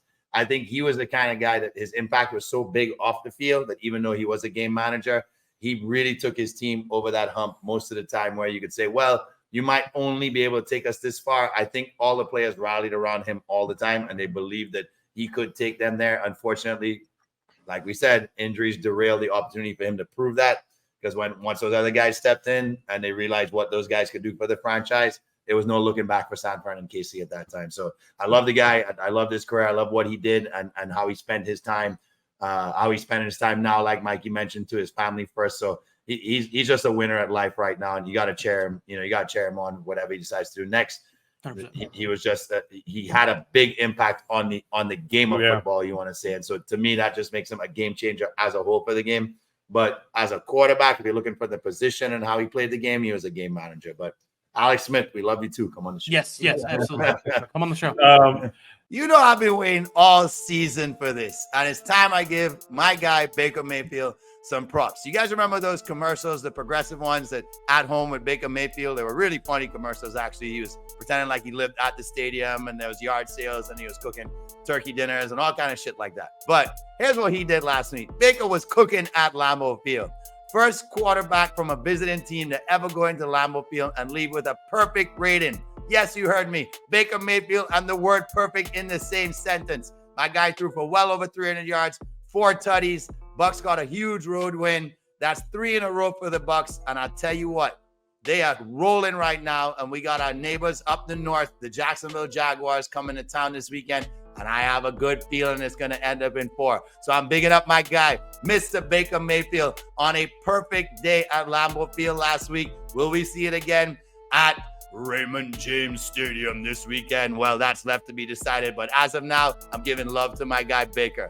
Let's go, Bucks. Well, we had a lot of game managing and game changing, and I think the two gentlemen right here and right down there are the game changers in our fantasy football league. Yes, sir. Again, I will put it again. Cinco Squad championship game is TreyDay and Grandpa Jay. Coming down to the wire, they were the 2 best teams last year, 2 most dominant teams last year. I think they won 2 like last year. Mm-hmm. And you guys are game changers, while Mike and I are just games. Oh, okay, but you, I'm a game. You're just John somehow fought his way and is in the 5th place game. Yeah, I was going to say like I said in the draft, my team would have been great for the playoffs because those players are going to be hit. Like all my players are hitting right now because you need your star players to step up in the later weeks. Yeah. What happened is a lot of those players started disappearing. Yeah. So in the beginning of the year, but this brings up what is our favorite fantasy football moment ever? Like, it could be this year, it could be any year you played. Mikey Mike, throw it over to you. So mine is, unfortunately for this, it's actually outside of the Cinco Squad League.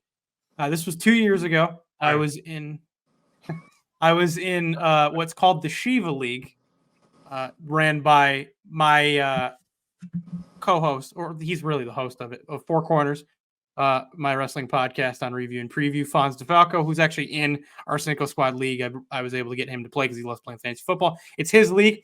2 years ago, he invited me, once we had started Four Corners, into the Shiva League. It was my first year. I hadn't played fantasy football in a long time. And wouldn't you know it, my favorite memory is the fact that I ran the table, finished first in the regular season, and won the championship in my first year in that league. Didn't have a loss, too, right? If I had a loss, it was one or two.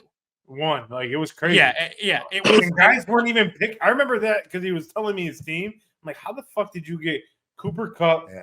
And I think it was, what was the other receiver? Let's see. Cooper Kupp and Travis Kelce had. And then he had like one other star receiver. I'm like, how did you get those three? They're like, they weren't picking. They were picking quarterback for it. I was like, holy shit. Like, but I still managed to get quarterback. I got Josh Allen. Yeah, like I got Josh Allen in round like Holy 6. Shit, what a team. Oh, I will have to. I don't have it in front of me. I'll have to find that roster and read it off to you guys off the show because you should post it online so people could take a look. It was insane. Dynasty team of all time. Yeah, it was, and I got like the best defense too in like the bottom rounds. I got like, what was it? I think I got like the Ravens defense. Yeah. It was insane. But yeah, so that's in total. That's my favorite moment is that entire season of just, and progressively there's a group chat that for the league every year. And I remember every week I'd say, how the fuck is he doing this? They're like, are you kidding me? There's no way. We got to the playoff. There's no way that this guy is going to, and most of them know me. They're all from like Bona's guys. So they're like, there is no way Mike is about to come into this league as a fill-in, draft the best team we've ever seen, and run the table and win this league in his first year. Oh, yeah. Just crown. Oh, yeah. Just sitting on my throne like, this is mine now. And then I finished like 8th in the league last year. So, peaks and valleys. But make sure you go check out Mike's Four Corners on Mondays and Tuesdays, by the way. Please do. Thank you. He does a great job with Fonz. Yeah. Make sure you guys go check that out. He's been tweeting from our page for wrestling, so make sure you check out if you're a wrestling fan too. Yes, I'm a big wrestling fan. So, all you wrestling fans out there, come join me in the fandom. Trey, what you got? So it was ironically Christmas Day, 2016. On that particular day, it's funny how I ended up getting his team. And normally I don't end up drafting Steelers. I try to take my own bias out of this. But at the time, Le'Veon Bell got suspended to start the year, so he slips in the draft. So I have Le'Veon Bell at running back, Antonio Brown at receiver, and Big Ben at quarterback. And my record was literally the Steelers' record. The Steelers are my favorite team. So every time the Steelers won, I won. But on that particular day, they were playing the Baltimore Ravens. The Steelers the winner was going to win the division, and it was Christmas Day, so it was crazy. The Steelers had to score 21 points in the fourth quarter to come back and win. I was actually losing my game just like the Steelers were, and in that fourth quarter, Le'Veon gets 2 touchdowns, and at the end, I needed a particular sequence to happen. I needed Antonio Brown to catch a touchdown from Ben. That was the only shot I had at winning that game. Antonio Brown catches a touchdown from Ben with 9 seconds left to win the game, win me my fantasy football league, and clinch the Steelers, win into the playoffs.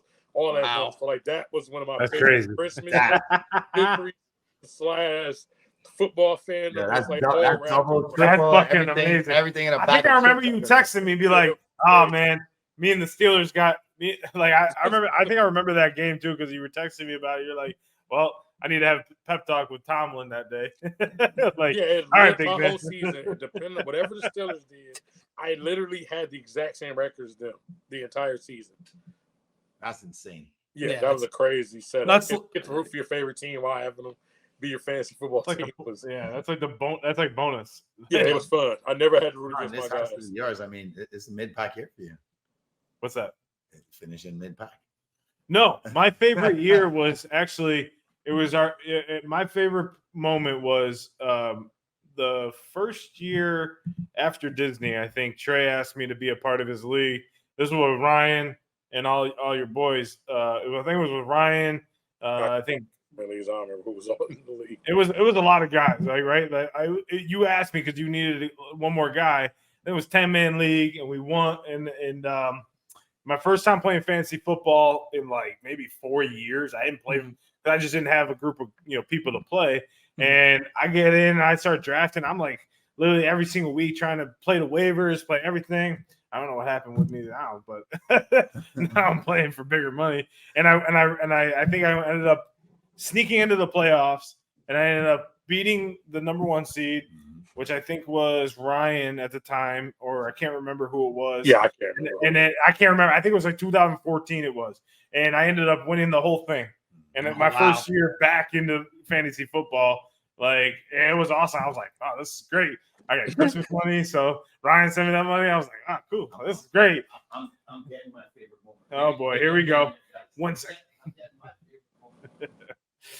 But, yeah, that was my favorite moment because I couldn't believe, like, coming out of retirement. Yeah, come out of retirement, really, because most of the time I play for free on fantasy football. Hey, boy. it's the World Heavyweight Championship. You know this, baby. Woo! Coming at you. Little Right Ric from Flair. Tampa. So, gentlemen, this is what a champion looks like in fantasy football. So, one of our guys in our big league decided to go all in. It's a real belt. All in. The trophy's tell about it's a real belt. shoulder height for me as well. So, this was last season. I was the joke of the league when I came in. Oh, this Island kid's joining. He's just depositing $250 to my account. So, thank you for passing over your money to us. First draft, everybody's making fun of me. I had a terrible draft, finished like 8th in the league. And I was like, you know what? I got to start, because I used to play in a Yahoo Fantasy League with some family friends, and they would make fun of me too because I would just take my favorite players and not really look on who's hot. Right. So I was like, I got to play this a little bit better. So ever since that first year, I was a joke, made the playoffs every year since, finished 4th, then finished 3rd. And then last season, squeaked into the playoffs like you. Teams just started to, my team was on fire. But here's why I really loved it. I took a gamble because I needed depth. And the guy who was in 2nd place in the league made an offer for Chase. And something about Jamar Chase, I was like, you know what? I don't think he's going to stay healthy for too much longer. The week after I trade him, he goes down with the ankle injury. I get 3 depth players, 2 running backs, and a receiver that started going off. I can't remember what receiver it was, but I think it was Amari Cooper. And all of a sudden, Cooper just started going off for the rest of the season. So I'm getting shit from these guys. Literally, one guy's ready to shut the leagues down. He's like, fucking dumbest trade of all time. You're such a stupid freaking Islander. He used words I can't say right now either. I'm like, bruh, this is my team. Lay back in the cut. Let me show you how a real manager manages. You just a chump, bro. And it's just shit talking the whole time. He's telling me I'm the worst freaking player ever, and blah, blah. And I got to play him in the semis, took his ass out in the semifinals. And then the guy who I beat in the finals, they call him 3-peat Bo because he won that league 3 years in a row. And they're like, oh, Bo's about to win easily. The Islander's going to give him the trophy. Yeah. What does it look like, baby? That looks like a W right here. Favorite year of all time. Got to stick it to those mofos. They get to call me the champ for a whole year. And guess who's the number 1 seed this year? I got the bye. I'm in the semifinals. Unfortunately, I'm playing a guy who's on a 7-game win streak. But it's not going to go 8. We're taking him down. We're going for that W. Lock of the week. Back to back. Hold on. Lock of the week. Ain't that the Paco and the Color Black trade? Don't you remember Jamie and Brandon getting on you about a trade? Oh, I know about certain trades. That, as I told y'all, was not terrible. I was just trying to veto the trade. I didn't say anything about. Look at Kyrie Williams puts up 20 points a week. I know. It was hard for me to part with him because I knew that was. And honestly, I tried to give him Dak in that trade, and he didn't want him, and then he ended up having to pick him up off waivers anyways. And Dak's on the top 5 quarterback.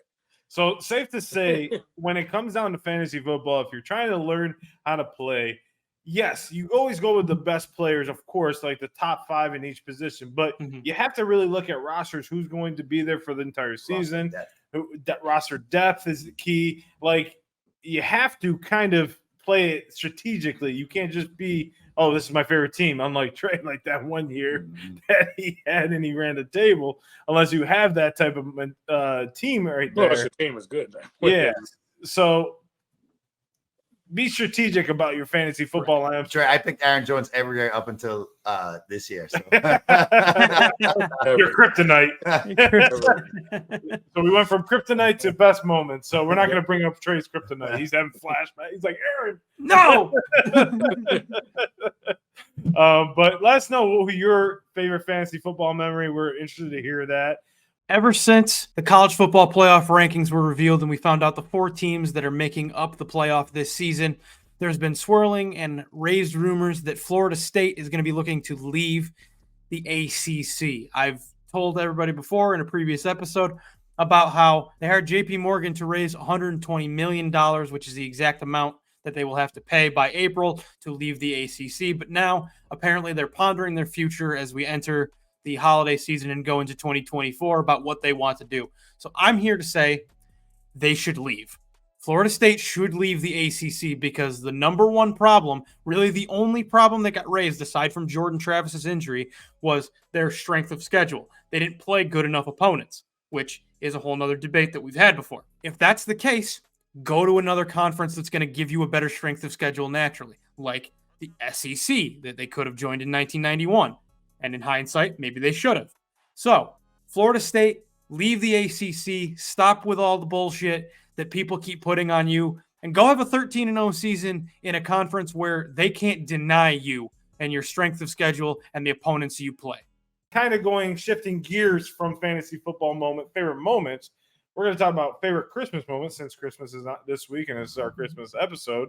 Mm-hmm. What is your guys' favorite sports Christmas moment, whether it's like going to a game, giving a gift, whatever it may be? What is your favorite sports moment for Christmas? Jay, go ahead. Well, I remember one time coming out in the morning and just seeing so many gifts under the tree. I was so overwhelmed because I wasn't used to that. And I'm like, what is this? But then all of a sudden I noticed in the corner this surfboard standing up and all the rest of the gifts disappeared. I'm like 10 years old. I'm like, oh my God, how am I on surfboard? And I'm freaking out. And my dad and at the time his second wife was like, are you going to open your other gifts? And I'm literally just looking at this board and I'm like, it's like, you have other gifts? I'm like, huh? What? Totally just enamored by this surfboard. The irony is I never got to use it that much, but I think that was the beginning of me knowing that I'm going to be on a surf journey at some point in my life because of how attached I felt to it immediately. Nothing else. Everything. It's the first time in my life I could say almost like in the cartoon where you see like that one thing and everything else in the room disappears. It's like everything in the room disappeared. Didn't care about any other present. They're like, don't you like this? I was like, yeah, but I want to use the surfboard today. Let's go, right? So it was one of those moments I think that shifted my entire life experience to knowing at some point it's going to be a big thing for me. And it was such an amazing moment to see it there. It was definitely the best and greatest gift of all time. Second was my granny giving me my first basketball hoop ever and knowing I was going to be able to shoot hoops in my backyard whenever I wanted. That was an amazing, amazing feeling to know that I don't have to go ride my bike to my friend's house if I want to shoot hoops. So, yeah, pretty awesome feeling for me. What about you, man? My favorite moment was I had two, but I'm going to go with this one because this one really meant a lot. There was a Michigan jersey in the hockey shop locker room at my rink that I played hockey at all the time. And I went in every single day, and it was sitting right there. It was a nice maize yellow hockey jersey. I'd worn it on the show. You've seen it before. And every day, every time I go with my dad, I was like, Dad, I really want this. Can I get this? He's like, no, we got to get new pads or we got to get new skates. And I was like, okay, I understand. And it was always there. And I walked in one day after practice and it was gone. And I was like, damn. Like, I was so depleted. And my mom was like, what's wrong? I was like, the hockey jersey's gone. Like, I don't know what to do. So then, like, my mom finally gives it to me on Christmas Day. It's our last present. Right, like she hands it to me, and I rip it off. I'm like, "Oh my God!" Like I wore it like literally for a week straight. Never took it off. I was like, "I gotta wash it." I'm like, "No, you're not touching this." Never let this disappear from my side again. That was my favorite memory because I like my fandom of Michigan came from the hockey team. Nice. Then came from Mike Hart going there from local kid from Syracuse Onondaga High School to Michigan, so it kind of merged that way for the football team, but that's where my love of Michigan came from, is seeing the winged helmet, the maize jerseys, Yost Arena just packed every single day, every single game. So that's my favorite my favorite sports memory, because I thought I never was going to have it. Now I have it. So TreyDay? For me, Okay, I already gave you the fantasy football story, but so I guess I would say, and it's kind of a sports story, but not 100% sports story, but so basically growing up, we just didn't have money like that. So Christmas, some were better than others or whatnot. And I knew that year the Sega Dreamcast was coming out, and everybody else was going to come back to school and have a Dreamcast. Nice. And back in my mind, I wanted one, but I'm like, I'm probably not going to get a Dreamcast. We can't afford this shit. I already know what time it is. So at some point, and this is probably one of my last Christmas I got with my grandfather before he passed. My grandfather gives me a present, and it's NFL 2K for Dreamcast. And I'm like, damn, I don't have a Dreamcast. So I'm kind of like salty. And he's like, oh, you don't have that system? Okay, I got you the wrong one. So then my grandmother gives me one. It's NFL 2K, which is actually a dope game. I'm like, damn, I don't have a Dreamcast. So I'm trying to suck it up and not look salty about it. Yeah. They're like, I got this thing. And they're like, okay, well, maybe we can take it back and get a refund and maybe get it for your PlayStation 1. And then all the Christmas presents get open, and all of a sudden they walk in with a Dreamcast. They're like, oh, is this the right thing it goes with? And I just lost it. That's awesome. That's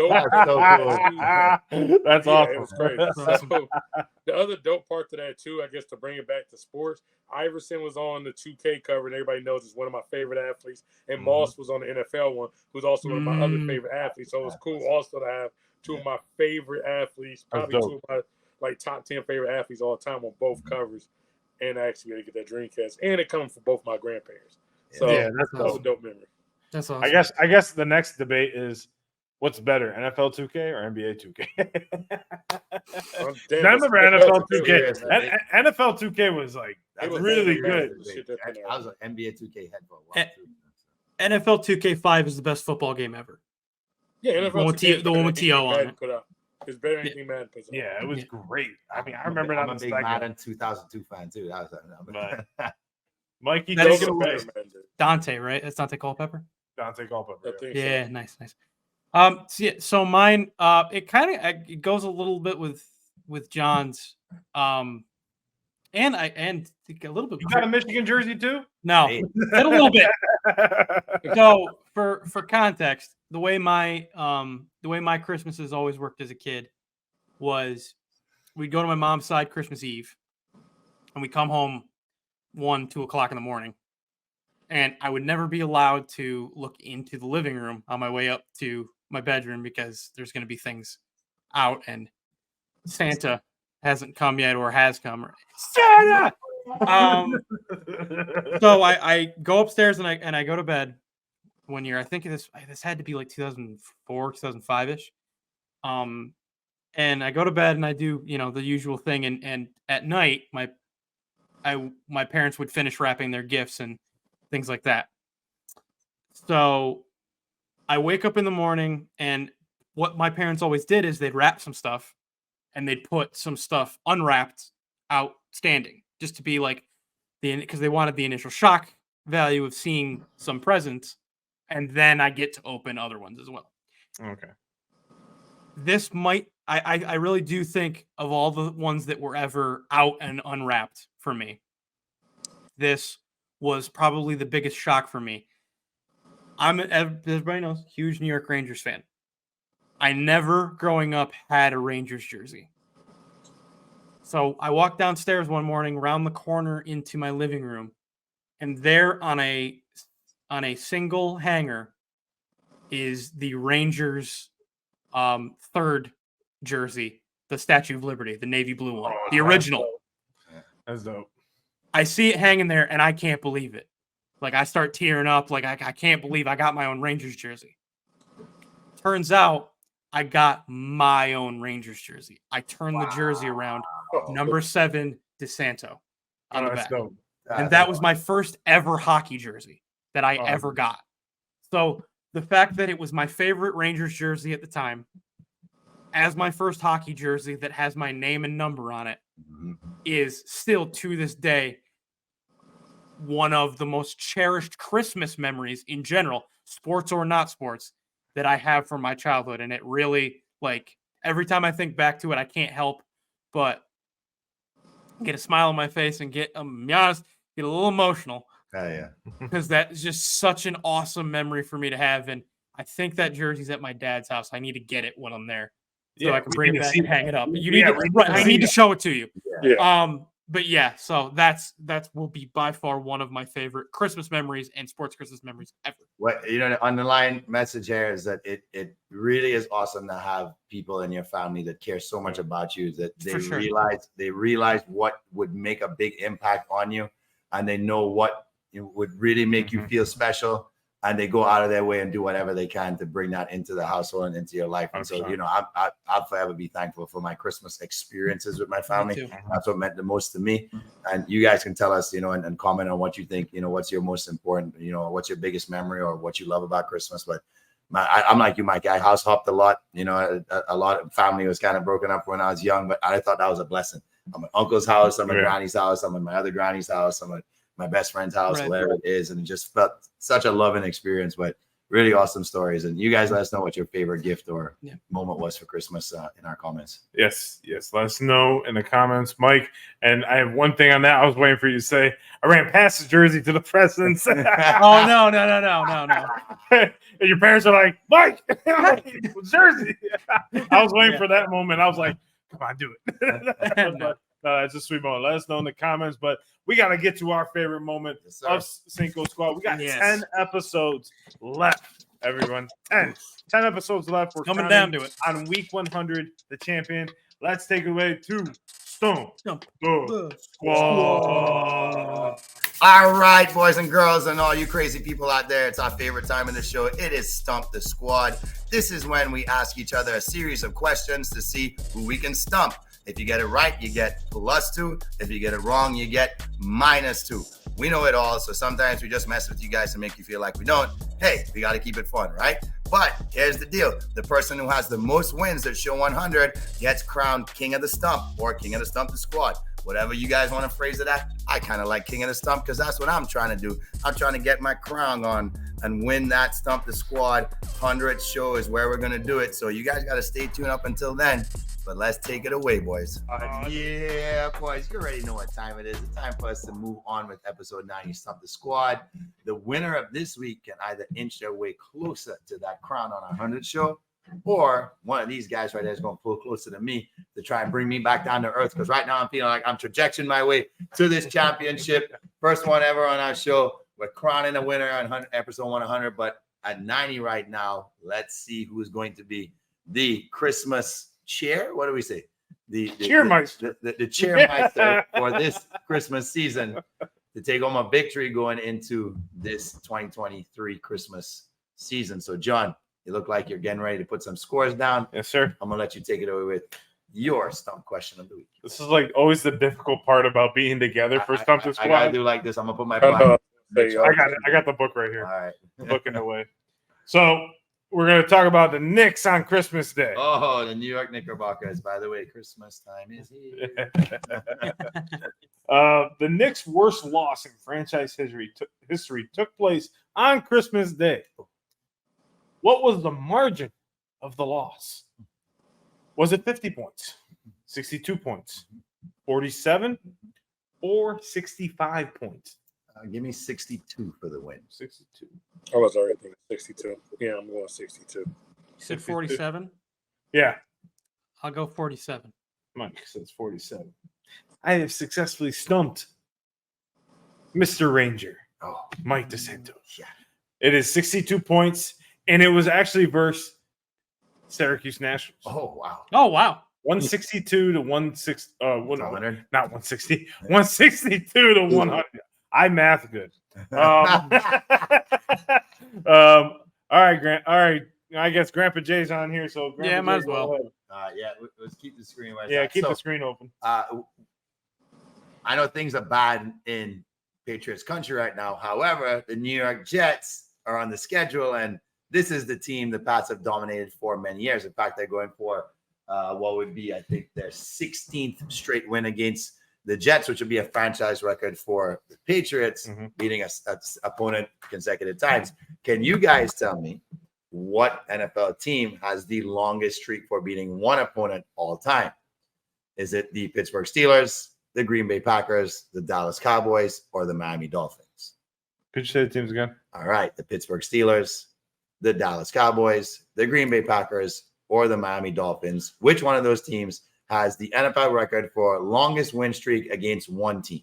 Give me Green the Bay Packers. The Packers. The Cowboys. Packers. Cowboys? Yeah.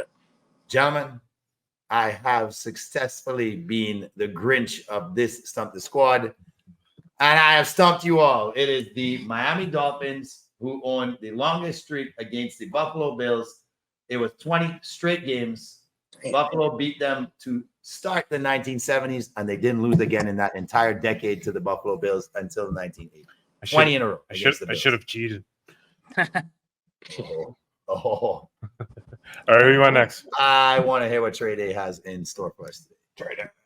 Okay, so we were talking about bowl games the other week and different random ones. So there used to be what's called the Aloha Bowl, which was I played. love your Aloha Bowl. Yeah, it used to be played on Christmas Day. It went from 1982 to 2000. So which one of these colleges appeared in the most Aloha Bowls? We have Arizona, Arizona State, Cal, or Washington. Arizona State, Cal, or Washington? Yep, most appearances in the Aloha Bowl. Damn you for not working out the Pac-12 or Pac-10 or Pac-8 tie-in that would have been associated with it. God damn it. I was hoping to get a tie-in thing. I was hoping you'd say Hawaii. That makes sense. It makes sense. Arizona did go State, before. Hawaii, or no, Arizona State, Cal, and Washington. I'm going to say the Huskers. So you're saying Nebraska. The Huskies. Oh, shit. Nebraska's the Huskers. I know football. I know Okay, you're nothing going in Washington. footballing. Yeah, Washington. Give me the Sun Devils. Okay, God, so I Arizona was gonna go with the Sun Devils too. I know Arizona sucked for long, so I don't think they made that many bowl appearances. Yeah, I know. But I do think Cal was always a mid-back team, and I know Hawaii probably played in that bowl 18 or 19 times. I'm gonna go with Cal. Ironically, Hawaii only played like twice in that game. I That's almost crazy. As a question, but you said so. Jay's going Cal, Yeah. John's going Washington, and Mike's going Arizona State. Arizona State. Yeah, It's Arizona. today I have successfully stumped Jamie and Mike. Boom! Arizona went twice. Arizona State went twice. Cal went once, and Washington went 3. I believe Hawaii accidentally played it twice. I believe They played. Okay. they definitely didn't have the most, but I did believe it was. I almost used it. And I said no. Okay. Yeah, I'm out. that's a trick question. Mike is out, and he's got the last question. And Yeah, we Mike got has a last- we have a three-way three-way tie for first right now. 0-0-0. Let's go. And you already Well- know if you go to overtime, you're going to beat me, so it's no big deal.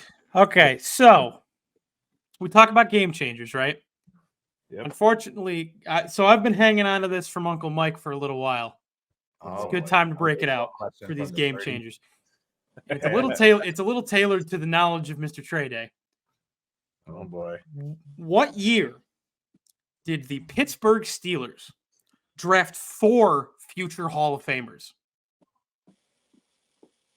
1970, 1972, 1974, or 1975? I don't know this offhand, to be honest. I knew it was in the 70s, but 72. Johnson 72.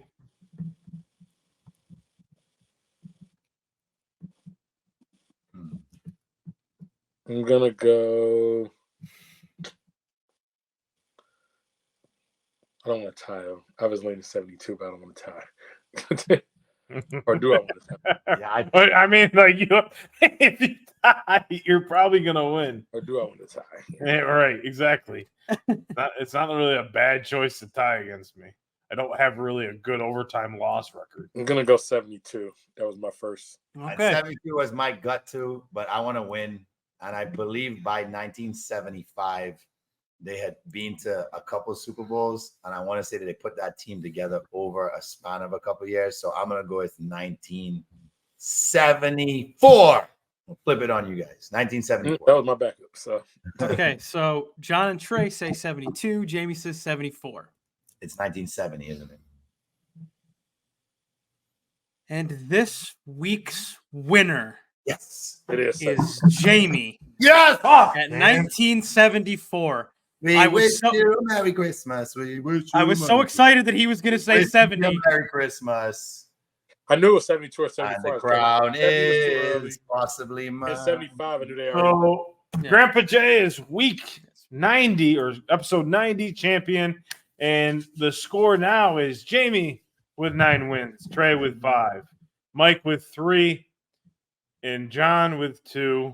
And I believe I have a 1 week left to try to come back. If I win next week, you might be done. I might be done. No, because we'd have 9 weeks left, right? Well, Yes. if 91 would be Start- 2, 3, 4, 5, 6, 7, 8. So 9. 2 more weeks. You have You have he 2 has more to get weeks. to You'd be- 11 wins. Yeah. Yeah. If he wins next week, you then have to win out to tie him. Yeah. By the way, And you know, just- John don't work well with tie breakers. Just to let you guys know who those 4 Hall of Famers were, it was Lynn Swann in the first round, Yep. Jack Lambert in the second round, John Stallworth in the fourth round, and Mike Webster in the fifth round. They also signed Donnie Shell as an undrafted free agent, who I believe also is a Hall of Famer. I knew Lynn Swann was drafted in 74, so I kind of gambled on him. Yeah, but that's God damn it, man. and I had a good tiebreaker too. I was going to ask you what's the only round in the top 5 that they didn't pick a Hall of Famer, Oh, wow. Oh, man. which would have been the third. You know one thing is Mike's hesitation is probably one of the best. He should be a game show host because he's I know. like, and it's like a 5-second minute. And it's you. Yeah. Chill. And the winner is Ohio State. Well, fellas, this is a great episode. Yeah. Yes. Merry Christmas to everyone. Yes. Hope everyone has Yep. a great holiday, Christmas, and enjoys the time with their family. This is the most important time. Presents are great, but like Grandpa Jay said, it's the people you surround yourself. We surround ourselves every single week with 4 great friends that are brothers, and we love doing what we do every single year and every single week together. So have a great holiday season. Any final thoughts before we head into this holiday weekend? A great basketball game. Correct. Mikey, your Owls going against the Arizona Wildcats. Should be a great game. Let's see if they can compete with the nation's leading scoring team. That team could move the basketball and score. See if the Owls could slow them down this weekend. Yep, and we got a lot of great football on, and then we So have much. 1 week until the college football playoff. We'll be back here next Wednesday, or Thursday, I should say, next Thursday here at noon. Make sure you tune in, and we'll see you here again next week. Cinco Squad out. Merry Christmas. Merry Christmas, everybody.